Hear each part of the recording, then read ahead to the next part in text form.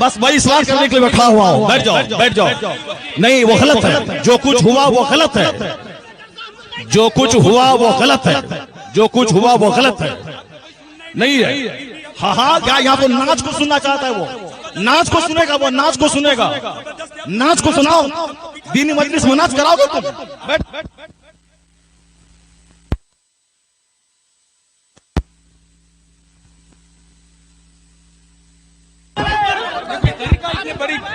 آپ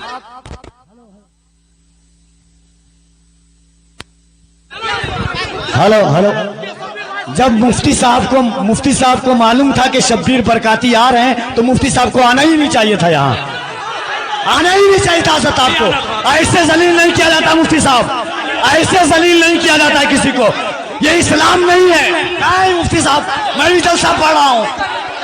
ایسے ذلیل ایک مہمان کو اس طرح ذلیل نہیں کیا جاتا ہے, یہ کوئی معاذرہ نہیں ہے. آپ جان رہے تھے کہ شبیر آ رہا ہے. حضرات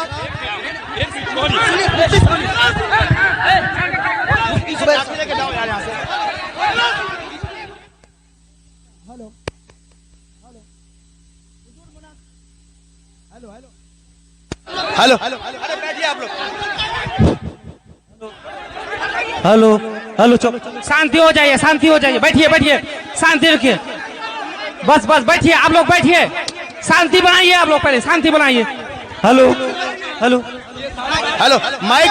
آپ لوگوں کے بیچ علامہ توصیف رضا صاحب اسٹیج پہ ہیں, کم سے کم اس بات کا خیال رکھیں. توصیف ملت آ چکے ہیں. نعرہ تکبیر, نعرہ رسالت, آمد حضور توصیف ملت, آمد حضور توصیف ملت. کو سننے آئے تھے یہاں, جس کے صاحب مرتبے کا یہ عالم ہے کہ بڑے بڑے علماء جن کا ہاتھ چومتے ہیں, ان کی کوئی عزت نہیں ہے, اور تم صاحب ایک دنیا دار آدمی کی نہ سن رہے ہو. تمہیں معلوم ہے تمہیں کیا سب ہو رہا ہے؟ تقریر سنو, حدیث سنو, اور اپنے اسٹیٹ اور اپنے ڈسٹرکٹ کو بدنام مت کرو. یہ جلسہ ہے, قوالی کی محفل نہیں ہے. یہاں قرآن پاک کی تلاوت ہوتی ہے, آدھا گھنٹہ تک قرآن پاک کی تلاوت ہونی چاہیے. سرکار دو جہان السلام کی حدیث پاک کی روایت ہونی چاہیے, اسلامی تاریخ بیان کرنی چاہیے. اب جلسہ شروع ہو رہا ہے, یہاں سے غور سے سنو. اللہ تبارک و تعالی ہم کو اور آپ کو سارے مسلمانوں کو جلسے کی قدر کرنے کی توفیق عطا فرمائے. ذرا ایک بار زور سے بولو سبحان اللہ, ہاتھ اٹھا کے بولو لا الہ الا اللہ محمد الرسول اللہ صلی اللہ علیہ وسلم. کنتم خیر امت اخرجت للناس تأمرون بالمعروف وتنہون عن المنکر. تم بہترین امت ہو, تم بہترین امت ہو جو لوگوں کی طرف بھیجے گئے ہو, اور تمہاری ڈیوٹی ہے نیک راہ پہ چلنا, نیکی کا پیغام دینا, اور تمہاری ڈیوٹی ہے برائیوں سے روکنا. زکوٰۃ, آپ کے خیرات, آپ کی خیرات, آپ کے صدقات کا کیا ہم نے استعمال کیا؟ وہ اسی لیے ہے صاحب, نعت پاک پڑھنا اسی لیے ہے تاکہ ہمیں مصطفیٰ سے محبت ہے, ورنہ صرف نعت پاک پڑھنا ہی ہماری غرض و خواہش نہیں ہے.